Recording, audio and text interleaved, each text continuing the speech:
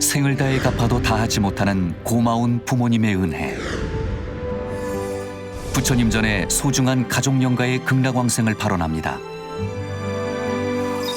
BTN 붓다회가 백중을 앞두고 영가 회원 가입을 접수합니다. 방송 포교는 부처님 가르침을 널리 전하는 이 시대 최고의 법공양입니다.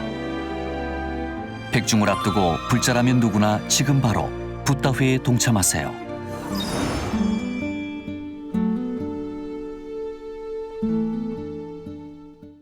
안녕하세요. 금강경에 물들다 20번째 시간입니다. 우리가 19번째 시간에 이 정신희유분의 뒷부분, 그래서 일체지에 대한 언급을 했거든요. 기억이 나시죠? 왜 했었냐면 일체지로서 불보살님은 금강경을 수행하는 이들의 그 수행을 전부 보신다 이거예요. 전부 지켜보고 있다.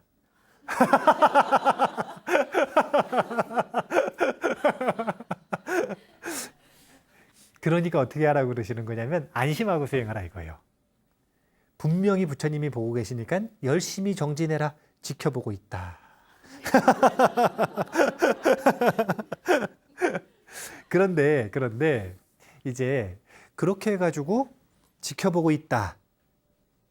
분명히 공덕이 있다. 이거는 지금 반야의 약을 준 건가요? 자비의 약을 준 건가요?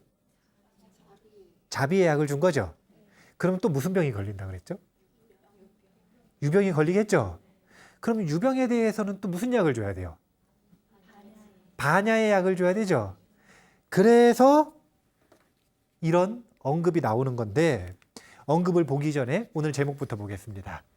오늘은 법이란 무엇인가요? 법이 새롭게 나왔잖아요, 지금. 신병이 원래 금강경식으로는 아인, 중수 4가지 상이었는데 여기에 법상과 비법상이 추가됐어요. 새로운 신병, 법상과 비법상이 등장을 했는데 거기 법이라고 하는 키워드가 있잖아요.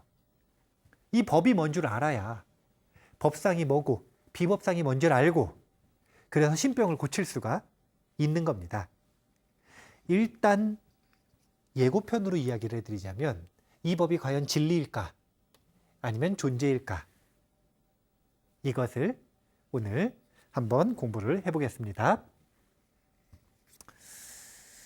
제가 몇 년 전에 다큐멘터리인가를 봤어요. 어떤 할머니 자녀분들이 도움을 요청을 했어요. 사람들한테요. 왜냐면은 할머니가 집에다가 고물을 계속 모으는 거예요. 사람이 들어가서 누울 곳이 없어요. 물건을 버리질 못하는 거예요. 왜 보면 지금 여기 있는 청년들 말고 청년들 부모님들 세대, 부모님들의 부모님들 세대, 세대의 격차로서 정말 못 버리던 세대들이 있었어요. 그러니까 그 할머니가 그 세대라. 근데 이게 너무 심각하니까 어느 정도가 되는 거냐면 못 버리는 정도가 아니라 남이 버린 것까지 쓸모가 있을까 싶으면 가져오는 거예요. 그래서 집을 가득 채우기 시작하는 거예요.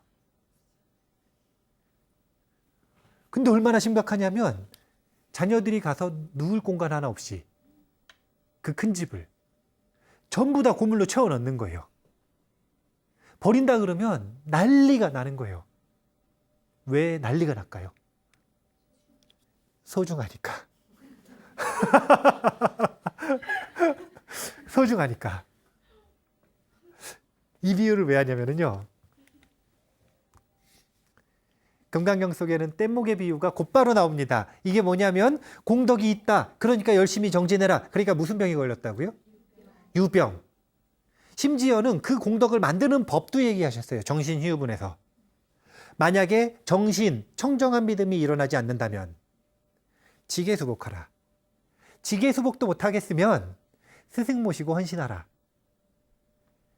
그 법을 실천하면 이런 공덕이 생길 것이다 라고 집착하기 시작하는 거예요. 이걸 보고 법상이라고 그러거든요. 그러면 어떤 일이 벌어지냐면 백유경에 소금의 비유가 있어요. 어떤 사람이 태어나서 난생 처음으로 친구가 음식에다 소금을 넣어가지고 줬는데 먹어본 거예요. 근데 평소에 먹던 흰죽 맛이 아니라 이거는 정말 혁명적인 맛이에요. 그래서 친구한테 물어본 거예요. 어떻게 맛을 낸 거냐?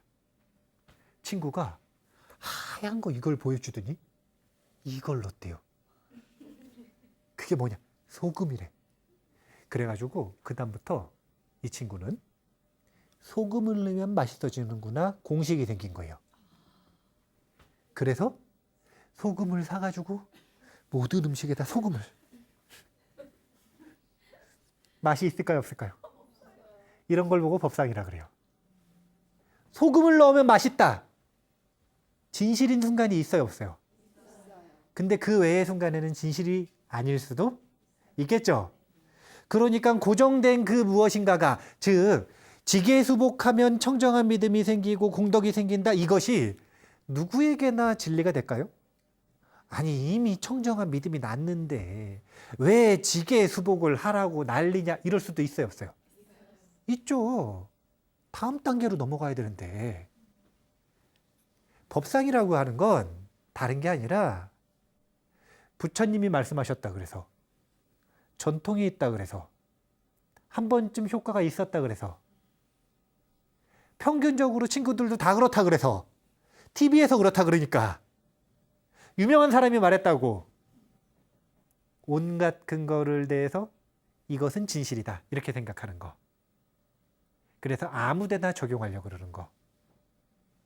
그리고 법상의 짝이 뭐냐면 이것이 진실이에요. 그럼 다른 건 뭐예요? 비법이다. 다른 건 비법이다. 그건 옳지 않은 거다. 이렇게 생각하는 거.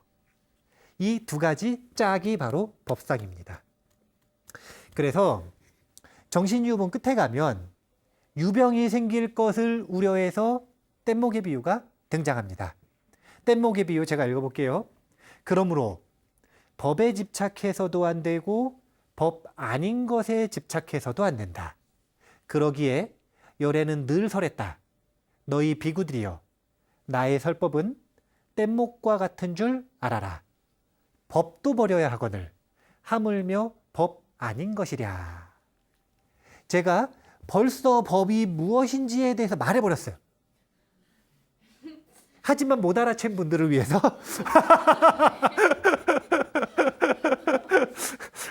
못 알아챈 분들을 위해서 준비된 스토리대로 가보겠습니다. 여기서는 키워드가 법.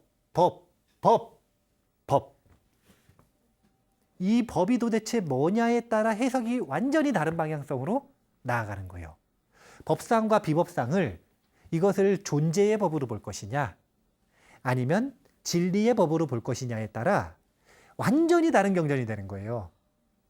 물론 두 가지가 다 훌륭한 해석이 될 수 있어요. 전통적으로 중국 근간경에서는 아공, 법공 이런 공성에 대한 논리가 이미 완성이 되어 있는 상태였기 때문에 존재에 대한 보다 범용적인 법의 해석을 주로 쓰기도 했어요. 그런데 결론 딱 지어서 얘기하면 인도 근간경 같은 경우에는 지금 이 앞부분에서의 법상은 범용적인 존재로서의 법보다는 진리로서의 법으로 협소의 의미로서 해석을 하는 것이 훨씬 절 맞다라는 결론을 지어놓고 역추적을 해볼게요. 왜 그런지. 일반적으로 법은 다르마라고 하는데 그 다르라고 하는 접두어죠. 그 접두어가 가지고 있는 의미가 법인데 법은 유지하다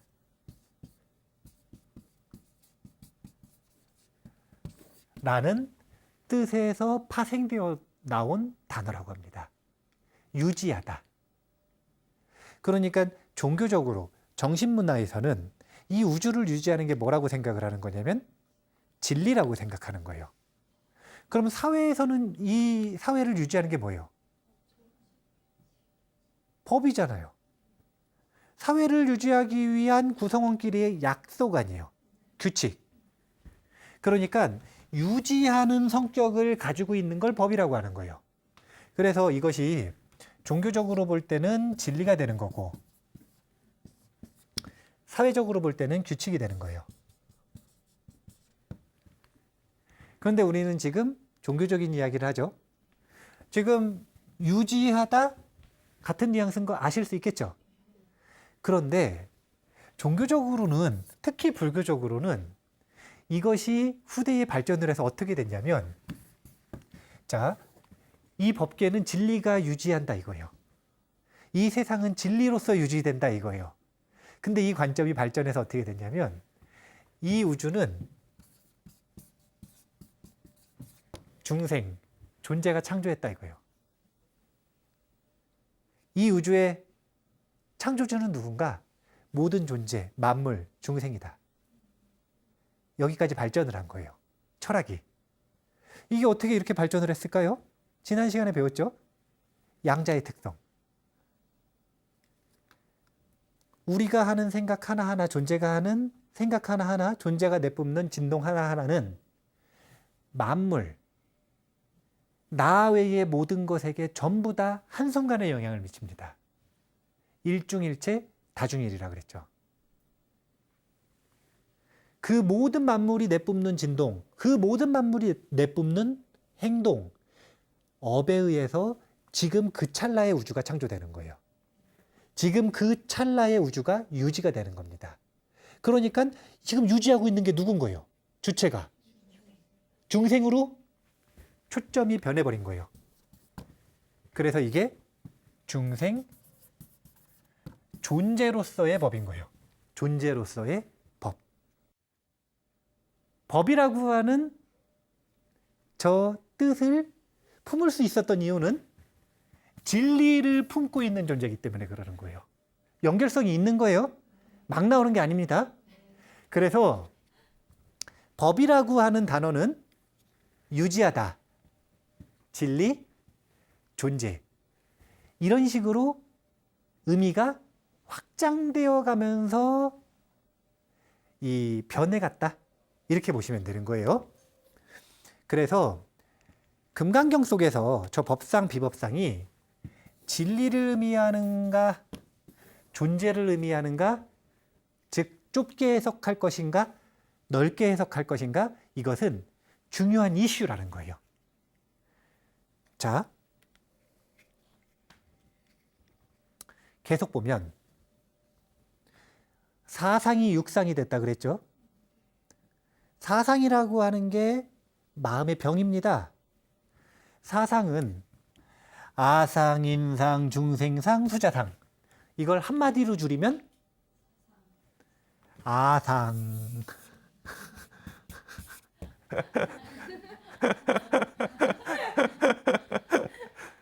근데 이 사상이 법상과 비법상이 더해졌죠. 자, 이 두 가지를 한마디로 줄이면 법상. 그러니까 육상이라고 하지만 결국은 아상과 법상, 니꼬르가 아니라 더하기. 아상과 법상이 바로 신병이라 이거예요. 그러니까 신병에 더 깊이 있는 설명이 시작된 게 바로 육상이라 이거예요. 육상. 육상. 그래서 이제 법이라는 관념과 법이 아니라고 하는 관념이 등장을 했다. 이렇게 보시면 돼요.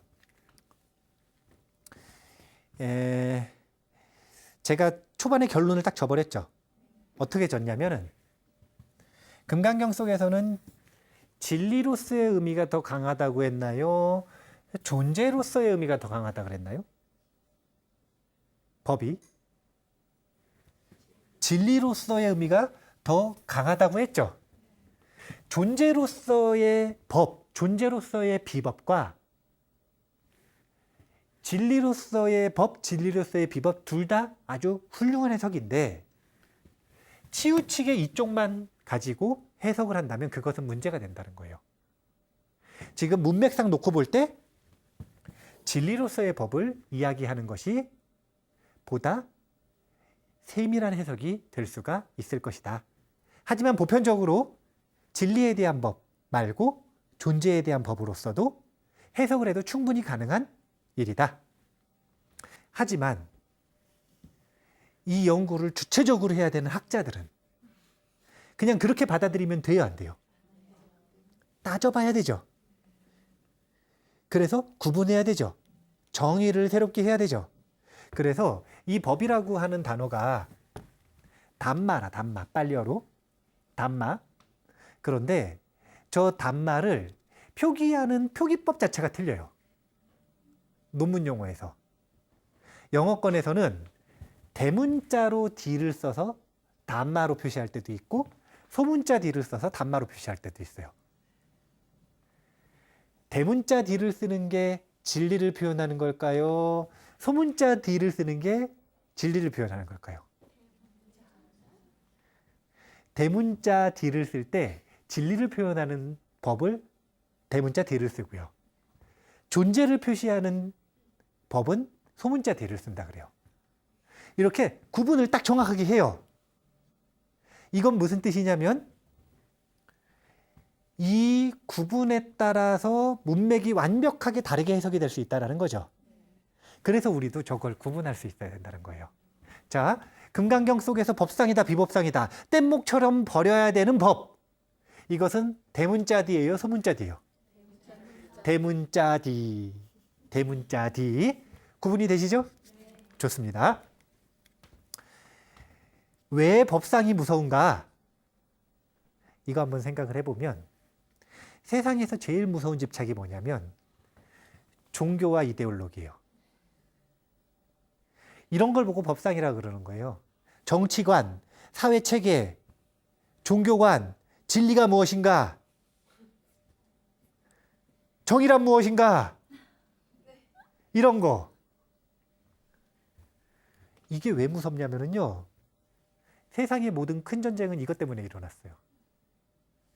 진리라는 이름으로 사람을 많이 죽였습니다. 굉장히 아이러니한 일이에요. 그래서 서양 사람들이 종교에 크게 실망한 거 아니에요. 세상에서 가장 큰 전쟁을 일으킨 집착, 그것이 바로 법상입니다. 세상에 정말 무서운 일들은요, 정말 강력하게 옳다라고 생각하는 그것 때문에 일어나요.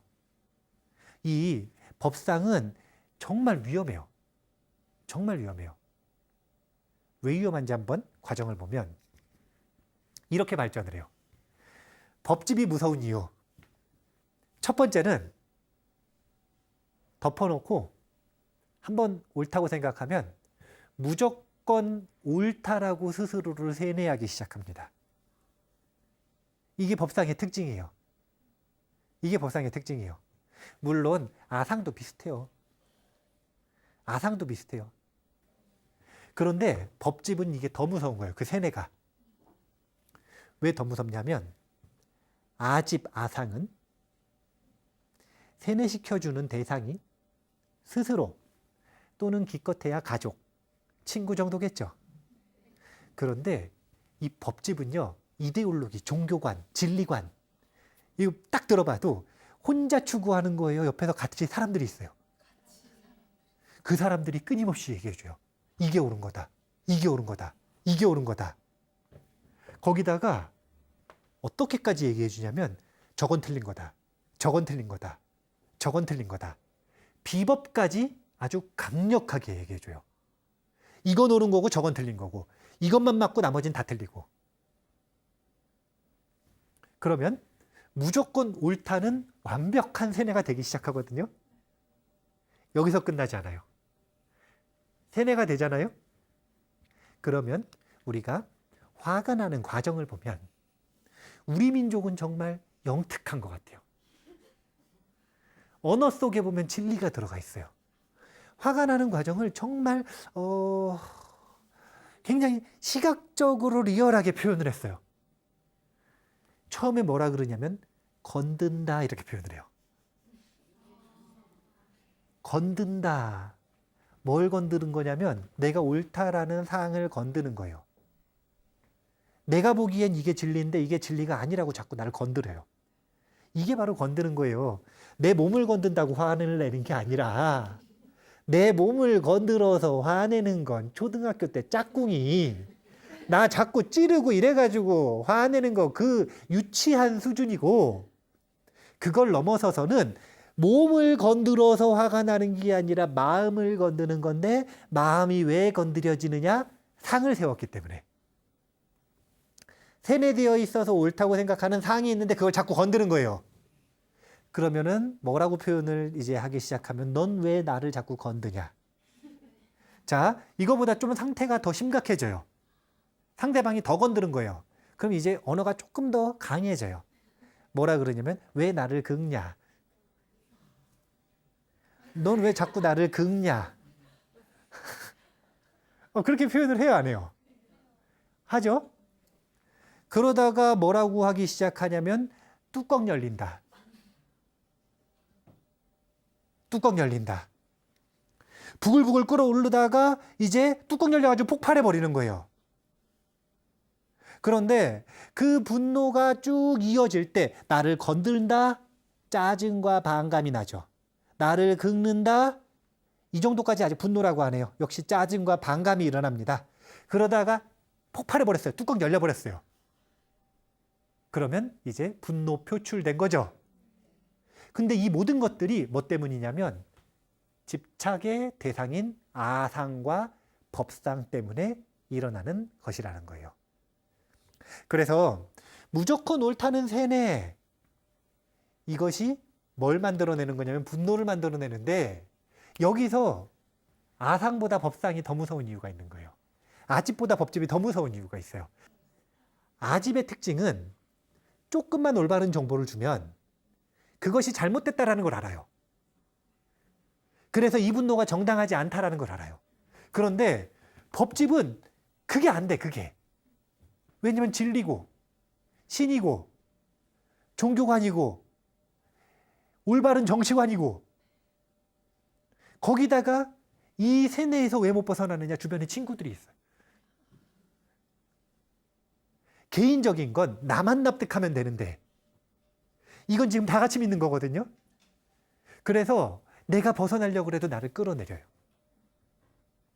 이 법집에서 벗어날 수 없게 하는 거예요. 법집에서 누군가 벗어나서 자유로워지려고 하잖아요. 그 주변에 있는 법집 가지고 있는 사람들이 아주 기겁을 하고 막습니다. 아주 기겁을 합니다. 이게 무서운 점이에요. 분노에 대한 정당성. 자신의 분노가 아상에 의한 분노는 조금만 교정을 해줘도 금방 정당하지 않다라는 걸 아는데, 이 법집에 대한 분노는 끝까지 정당한 거예요. 그래서 분노가 극대화되잖아요. 그럼 어떤 일이 벌어지냐면 내가 추구하는 이 진리, 내가 집착하고 있는 이 진리가 인간보다 소중해지는 거예요. 그러면 인간에 대한 가치가 하락하죠. 이게 바로 뭘 일으키는 거냐면 각종 성전을 일으키는 겁니다. 성스러운 이름의 전쟁이요. 성스러움을 핑계로 대는 전쟁. 성스럽다라는 전쟁. 그런 게 어디 있어요? 칼 들고 싸우는 전쟁이든 총 들고 싸우는 전쟁이든 아니면 말로 싸우는 전쟁이든 그런 게 어디 있어요? 그런 건 없어요. 그런 어리석은 일이 벌어지는 건 무조건 옳다는 세뇌, 분노에 대한 정당성, 그리고 인간성의 가치 하락. 이 모든 것들을 불러오는 게 바로 법집이에요. 그래서 금강경이 결집되던 시대를 보면 부파불교란 말이에요. 부파불교. 불교 내부적으로도 총 한 20개 부파가 생겨났다 사라졌다 생겨났다 사라졌다를 반복을 했다 그래요.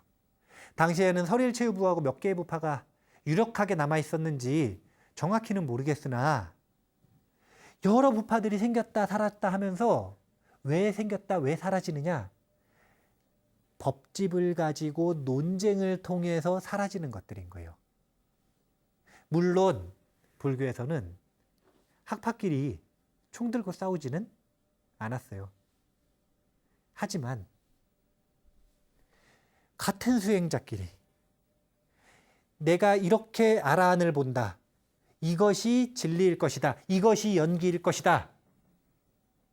라고 고집하면서 이것 외에는 진리가 아니다. 라고 서로 논쟁을 해서 그 학파를 무너뜨리고 그 학파를 이기고 그 학파를 밟고 부처님께서는 그런 것은 수행자의 자세가 아니라고 하셨습니다. 그래서 그 당시에 불교계가 가지고 있었던 총체적인 문제의 근본이 바로 저 법지배 시대였다라는 거예요. 법지배 시대. 저것을 타파하고자 진리에 집착하지 않는 설법을 해주시고 있는 것이다. 이제 이것이 보다 더 깊게 연구가 되고 하면 존재에 대한 집착으로 나아갈 수 있어요. 그리고 존재에 대한 집착 중에 진리에 대한 집착이 일부가 맞아요. 맞습니다. 하지만 보다 금강경을 리얼하게 읽으시려면 그 법상을 진리에 대한 집착 이렇게 보시는 게 좋을 거예요. 진리라고 하는 것이 무엇인지를 볼 수 있는 문장이에요. 천상천하 무여불 시방세계 영무비 세간소유화진견 일체무유 여불자. 지금 절에 자주 안 다니셔가지고 이 문장이 낯설어요. 원래 절에 자주 다니신 분들은 제가 이거 딱 이렇게 딱 띄우잖아요. 그럼 이제 연불하실 준비를 딱 하고 있어. 제가 연불할 줄 알고. 연불할 때 정말 자주 나오는 문장이기 때문에 제가 범음으로 딱 읽기 시작하면 따라 읽으려고 원래 준비를 딱 하고 있어야 되거든요. 근데 법문을 하는 사람이나 안 하는 사람이나 지금 기존의 방식과 틀린데 저는 이 내용 속에서 주목해 보고자 하는 단어가 있어요. 첫 번째는 무여불입니다. 무여불.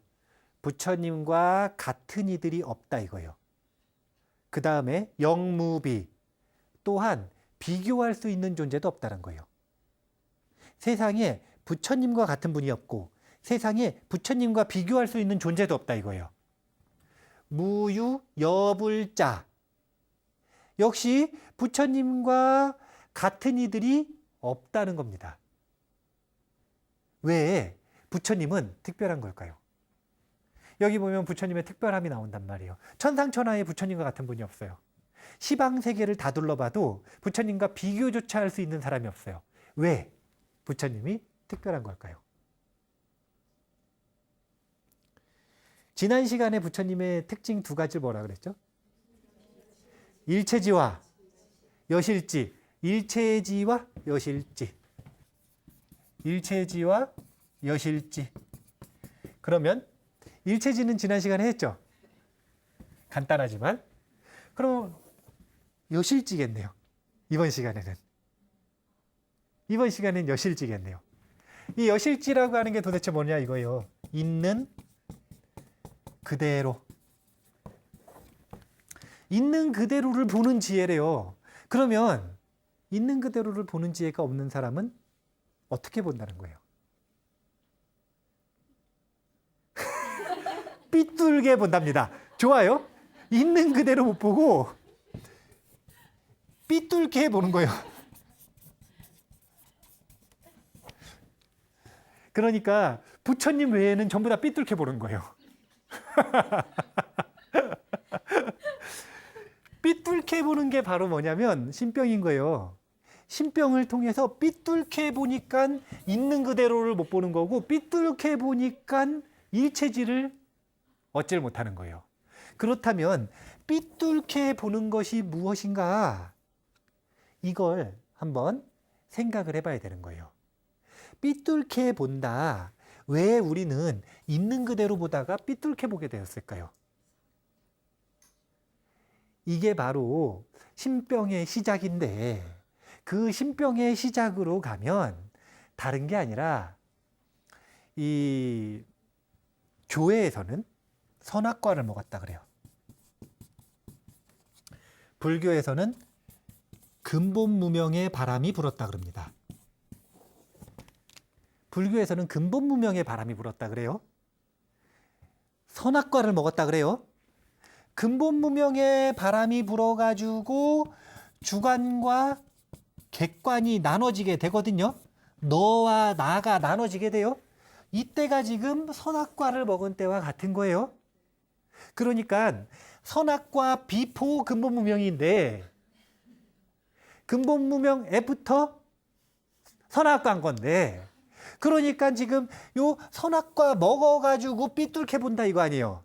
선악과라는 게 뭐냐면 선과 악을 얘기를 하는 게 아니라 이분법을 얘기하는 거예요.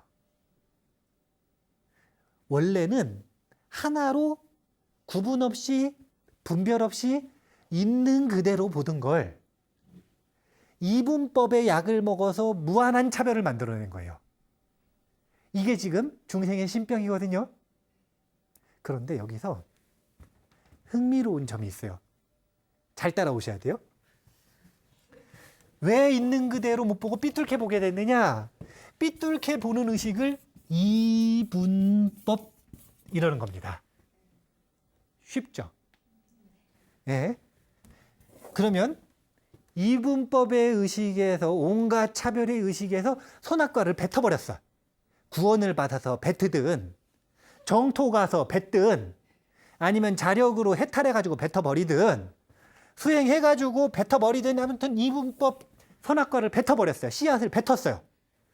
그러면 있는 그대로를 보는 의식으로 가겠죠.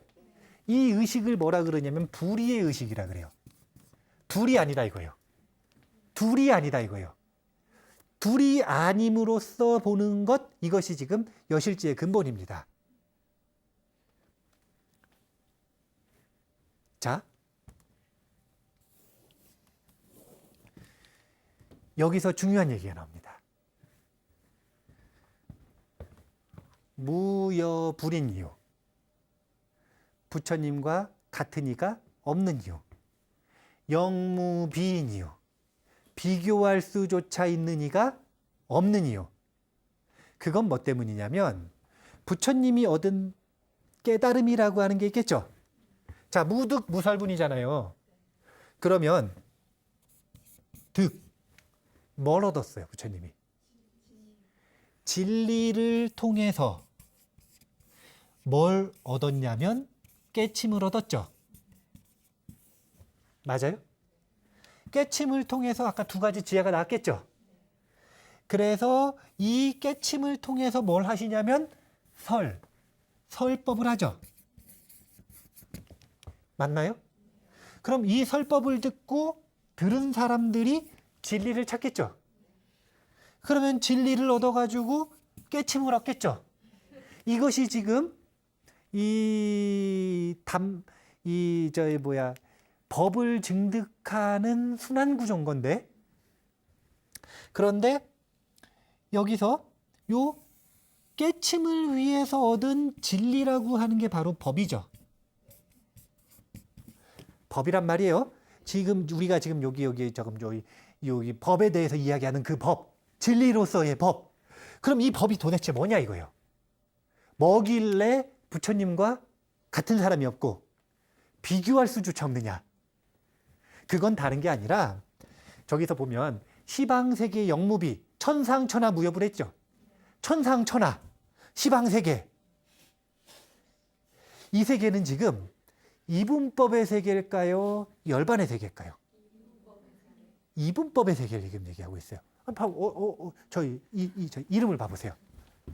상하. 시방은 위가 있으면 아래가 있는 거고 동쪽이 있으면 서쪽이 있는 거죠. 지금 다 이분법의 세계잖아요.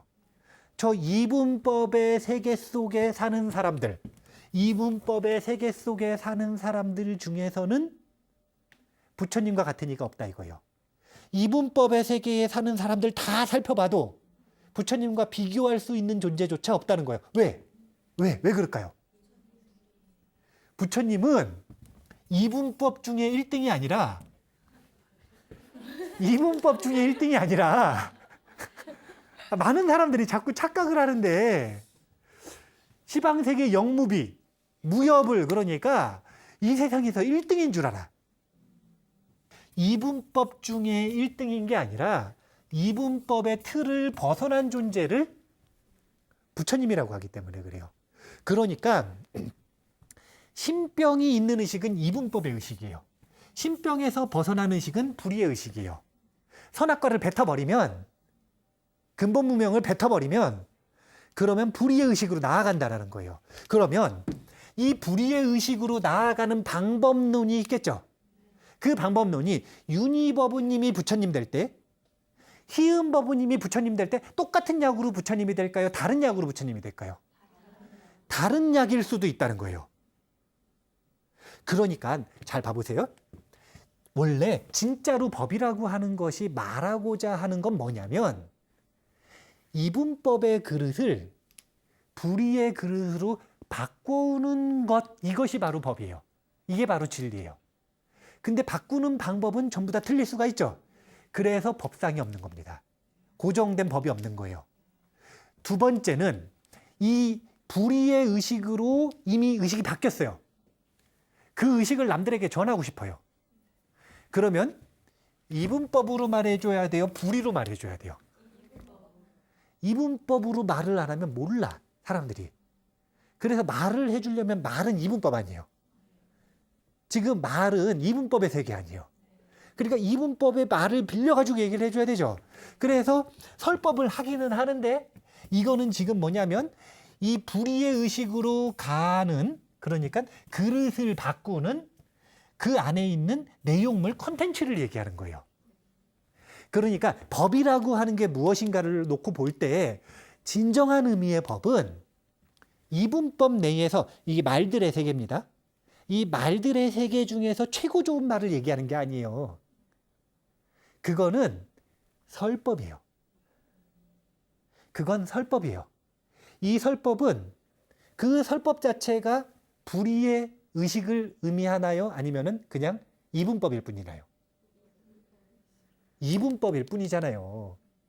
달을 가리키는 손가락이라 그러잖아요. 손가락으로 안 가리키면 달을 못 보니까 손가락을 쓰긴 쓰는데 이게 달은 아니잖아. 그러니까 나중에 왜 설법도 없다 그러냐면, 왜 설법의 법상이 아니고 허상이라고 얘기를 하냐면 그것은 불의의 의식이 아니기 때문에 그런 거예요. 그리고 두 번째, 불의의 의식도 왜 고정된 상이 없다 그러냐면 사람마다 불의의 의식으로 바뀌는 계기가 다 다르기 때문에 그래요. 어떤 사람은 말, 어떤 사람은 생각, 어떤 사람은 행동, 어떤 사람은 그냥 가만히 있다가. 선사들의 깨치는 이야기 들어보면은 뭐 감 떨어지는 소리 듣고 깨치고, 다 구는 소리 듣고 깨치고, 돌멩이 발로 차는 소리 듣고 깨치고. 아니 어떻게 이분법의 틀을 벗어나는 그 법, 인연이 똑같을 수 있느냐 이거예요. 고정된 법이 없기 때문에 무득이고, 깨침으로써의 불의의 의식으로 나아가는 것도 무득이고, 그리고 그것을 언어로 표현한 설법, 진리의 설법도 그것은 문자일 뿐이고 손가락일 뿐이고 저 이분법의 세계에 있는 것일 뿐이기 때문에 그것은 불의의 의식이 아니라는 거예요. 그래서 우리가 금강경을 공부할 때 이 법이 진리로서의 법과 존재로서의 법이 있는데, 진리로서의 법으로 먼저 해석을 해보자 이거예요. 그래야 앞뒤 맥락이 스무스하게 맞아지니까. 그런데 이 진리라고 하는 게 도대체 무엇인가라고 하는 걸 볼 때 달이 있고 손가락이 있단 말이에요. 이제 이걸 무등무설분해서 얘기를 할 거예요. 그런데 그 중에서도 우리가 유념해서 봐야 되는 건 손가락이 아니라 달이라. 무슨 뜻이냐면 불의의 의식으로 바뀌어야 진리를 얻은 것이지, 진리에 대한 손가락을 아무리 많이 알아봐야 그것은 가는 길을 배운 거고 달에 대해서 배운 거고 그런 것이지 그 자체로는 진리가 아니라고 하는 걸 알고 있어야 된다는 거예요. 그래서 이 문장을 보여드린 겁니다. 천상천하 무여불 시방세계 영모비. 자꾸 이분법의 그릇에다가 부처님을 가두면 안 돼요. 이 세상에서 최고다 자꾸 이렇게 생각하시면 안 돼요. 이 세상을 벗어났으니까 최고입니다. 틀 자체를 벗어났기 때문에 최고인 거예요. 이 세상 안에 있는 존재들 중에 최고가 아니라 이 세상 안에 있는 존재들 중에 최고면 더 잘난 사람 나타나면 이제 최고예요, 아니에요? 아니에요. 그렇게 끌려 내려오는 최고가 아니라 만약에 그렇게 끌려 내려오는 최고면 자기가 최고인 거 유지하고 싶어서 자기 제자들 진리 얻게 하겠어요, 안 하겠어요? 안 하죠. 진리를 얻으면 스승도 최고, 제자도 최고, 그 손자 제자도 최고, 친구 제자도 최고, 전부 다 최고라. 왜 최고라고 하는지 그 이유를 꼭 아셔야 돼요. 왜 모든 부처님은 최고인지, 왜 모든 부처님의 가르침은 최고인지, 왜 모든 경전은 각자 자기가 최고라고 하는지. 그거 과장 광고 아니에요. 그거 과장 광고하는 거 아니라니까요. 경쟁 광고 아니에요, 그거. 정말로 최고요. 왜? 불의의 의식으로 나아가는 방법. 즉, 비교가 사라지는 세계로 나아가는 방법으로 분명히 남고 있으니까. 그래서 글로 나아가면 모든 게 다 최고인 거예요. 그래서 다음 시간에 이제 무득, 무설. 야, 이게 정말 대단한 거예요. 완전히 부처님 완전 부정. 색신을 부정했죠. 깨달음을 부정했죠. 84,000 법문을 부정했죠. 완전 부정. 이제 부처님에 대해서 집착이 크신 분들은 세계가 무너지는 경험을 하셔야 됩니다. 자기가 믿었던 세계가 이제 완전히 무너지는 경험. 부처님은 깨친 바도 없고 부처님은 법을 설한 바도 없다라는 진리. 이제 유병을 벗어나서 반야의 진리를 들으시고 무병 걸리실 준비를 또 하셔야 돼요. 뭐 무병 걸리셔도 또 자비의 가르침으로써 다시 또 분명히 부처님이 약을 주실 거니까 과감하게 무병이 걸리시면 됩니다. 어차피 반복해야 되는 진자운동이니까요. 자, 그러면 오늘은 법이란 무엇인지를 배웠습니다. 그래서 법상과 비법상이라고 하는 게 이게 법이다. 이건 법이 아니다. 이 집착을 경계하고 있으시다는 거. 이런 말들은 일시적이고 그 순간에 필요한 도구일 뿐이라는 거. 그래서 부처님이 뗏목처럼 생각하라. 아무리 귀한 진리도.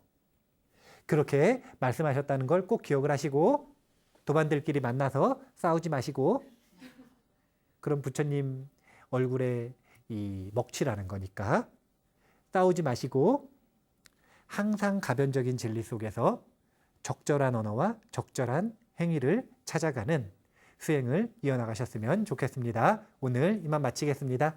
감사합니다.